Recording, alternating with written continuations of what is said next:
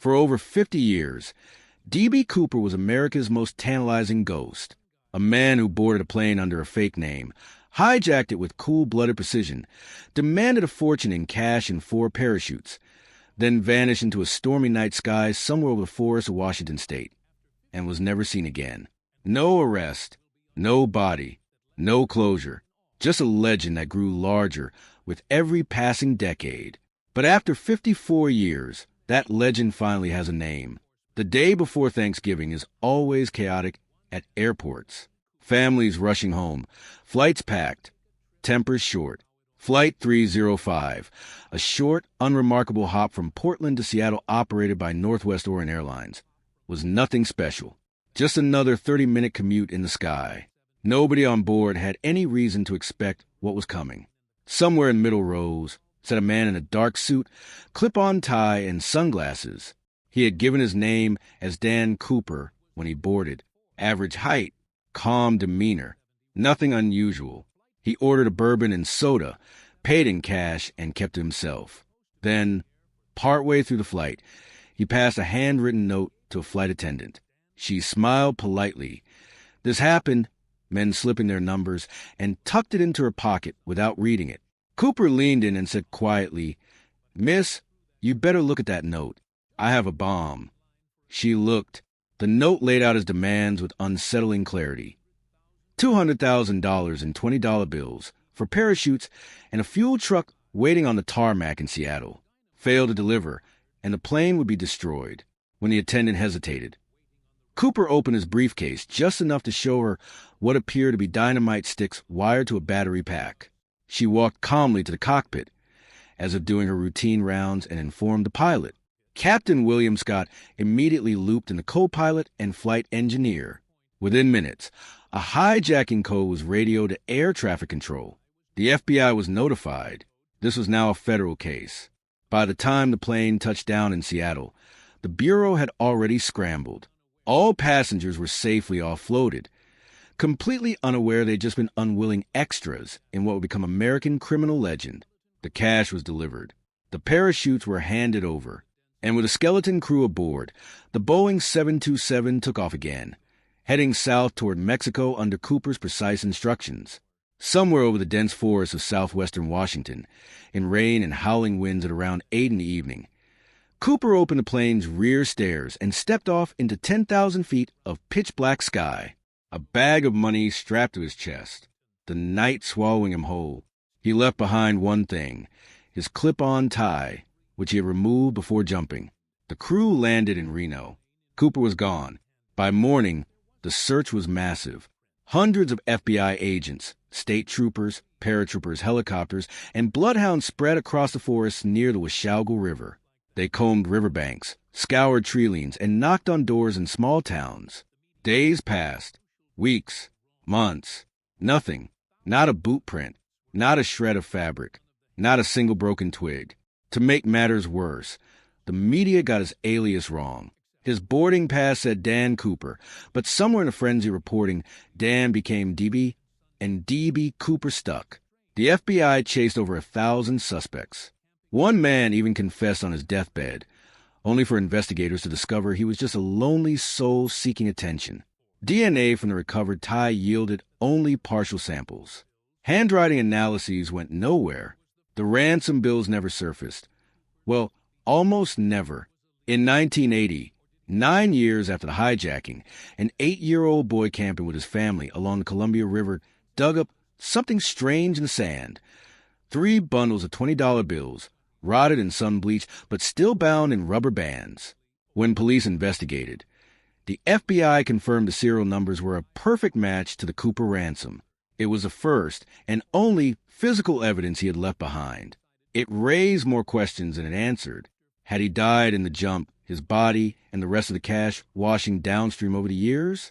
Or had the bills been deliberately placed to taunt investigators? Divers searched the Columbia. Forensic analysts examined the money. New searches swept the Tennebar area. And once again, nothing. No parachute. No gear. No body. By 2016, after 45 years of chasing ghosts, the FBI officially closed the case. It was shelved as one of the greatest unsolved crimes in American history. But someone wasn't done looking. Dan Grider is a retired commercial airline captain with over 24,000 flight hours. He runs a YouTube channel about aviation, flying tips, route analysis, that sort of thing. But for years, the D.B. Cooper case had been living rent-free in his head. Even after the FBI walked away, Grider kept going. He studied flight logs and terrain maps. He recreated jump scenarios. He cross-referenced wind speed data with the plane's known trajectory. He dug through declassified FBI files that most people didn't know existed, not for views or money, but because he genuinely believed the answer was out there. In 2023, more than 50 years after the hijacking, a hunch led him to a dusty storage unit in Utah. The unit had once belonged to A woman with ties to the family of one Richard Floyd McCoy Jr., a name that floated around D.B. Cooper circles for decades without ever quite sticking. Inside that unit, buried beneath boxes of books and old memorabilia, Grider found a parachute. Not just any parachute. A military-style rig with specific, unusual modifications that matched details documented in FBI files from 1971, details that had never been made public. That's when everything changed. If you read Richard McCoy's resume without context, you'd think he was the embodiment of the American dream. Born and raised in Utah, devout Mormon, decorated Vietnam War veteran, combat helicopter pilot, family man, married with children. At the time of his arrest, he was working toward a law degree at Brigham Young University. His neighbors called him polite, quiet, and deeply religious. But 5 months after D.B. Cooper vanished into legend, McCoy did the exact same thing. On April 7, 1972, McCoy boarded United Airlines Flight 855 in Denver, wearing a business suit and carrying a briefcase. He passed a note to a flight attendant informing her he had a bomb. His demands: $500,000 in cash for parachutes and a refueled plane bound for San Francisco. Sound familiar? McCoy executed the hijacking like he had studied a blueprint. After receiving the ransom, he ordered the pilots to take off, and somewhere over Utah, he jumped, just like the ghost before him. The similarities were striking to the point of being eerie. Same type of Boeing 727. Same rear stairwell exit. Same calm, note-passing method. Even the phrasing in the two hijack notes had uncanny overlaps. But McCoy made 2 mistakes Cooper hadn't. He left a handwritten note in the cockpit, and his fingerprints turned up on a glass of water from the in-flight service. Within days, the FBI tracked him to his home in Provo, Utah, where he was sitting at home with his family as if nothing had happened. He was arrested, tried, and sentenced to 45 years in prison.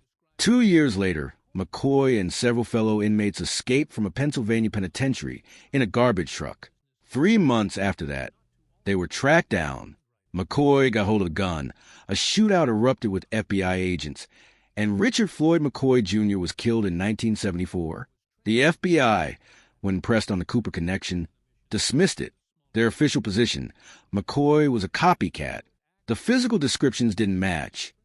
Cooper's witnesses described a man in his mid-40s with dark hair and olive skin, while McCoy was 29, fair-skinned, clean-cut. The notes had different wording, different handwriting. Case closed. But Dan Grider didn't buy it. When Grider found a parachute in that Utah storage unit, he didn't stop there. He kept digging, and eventually found a second parachute. This one was in the attic of a grandmother's house in Provo, tucked behind Christmas ornaments and yellowed photo albums inside a canvas bundle, tied carefully shut. When Grider laid it out and examined the seams, his hands shook. The straps, the stitching, the rigging, the same unusual harness clips and reinforced cord loops that the FBI had quietly noted in their 1971 reports that had been locked away for decades. He brought the chute to independent experts. They confirmed the modifications matched those in the Bureau's files. It wasn't legal proof, but it was strange and specific evidence that was hard to dismiss. McCoy wasn't just familiar with parachutes. He had taught skydiving and made hundreds of jumps himself. He could have packed a rig blindfolded in a thunderstorm, and the parachute hadn't been lost. It had been hidden, carefully, deliberately, as if whoever stole it understood that one day someone might come looking. Grider's findings went viral. The FBI, responding to media firestorm, retrieved the parachute and shipped it to their forensic lab at Quantico. The plan: to finally extract DNA from McCoy's remains and compare it to genetic material recovered from Cooper's clip-on tie, as well as samples from McCoy's children. But before the DNA results could surface, something else happened. Something more human. Grider had been trying for weeks to reach McCoy's children, his son, Rick McCoy III, and his daughter, Shantae. Letters, emails, messages through mutual contacts. Every attempt was met with silence. Not hostility, just silence. Eventually, Grider stopped framing it as an investigation and started framing it as relief. The pieces are too many, he told them. The world is about to know. You don't have to hide anymore. It worked. After weeks of back and forth, Rick McCoy III agreed to sit down, and when he finally spoke, the weight of decades was audible in his voice. "We never wanted to believe it," Rick said, "but the more we looked at everything, it's all there. He was Cooper. He had to be. Yeah, we always kind of knew it was him." He also explained why they had stayed silent for so long. Their mother had recently passed away. While she was alive, speaking out could have implicated her, dragged her into a legal and public nightmare she didn't deserve. With her gone, there was no longer anything to protect. The confession sent shockwaves across the internet within hours. For many, it was a confirmation they had been waiting for over half a century. The legendary hijacker wasn't a ghost. He was a husband, a father, a soldier, a student.